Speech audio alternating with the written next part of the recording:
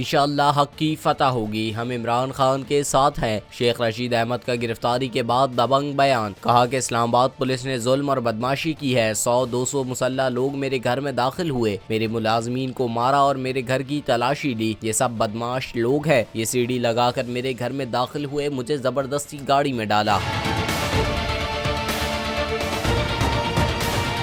शेख रशीद अहमद का कहना था कि SHO नवाज लीग का है, नवाज लीग ने ही इसको यहाँ तैनात किया है। राना सनाउल्लाह ये सारे काम करवा रहा है। इंशाअल्लाह हक की फतह होगी, हम इमरान खान के साथ हैं। वाज़े रहे कि साबिक वजीर दाखिला को पीपल्स पार्टी रावलपिंडी डिवीजन के सदर राजा इनायतुर रहमान की जानिब से दर्ज कराए गए मुकदमे में गिरफ्तार किया गया।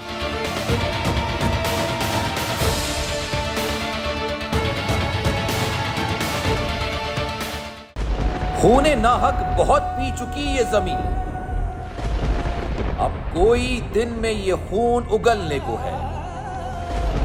खत्म हो जाएगी ये तमाशागरी, वक्त पलटेगा रोजे जजा की तरह। ये जो पेशावर में ताजा लहू है बहा, एक क़यामत करेगा फलक पर बपा। गम की सलमनाक घड़ी में बोल सानह पेशावर में शहीद होने वालों के लवाहिकीन के साथ।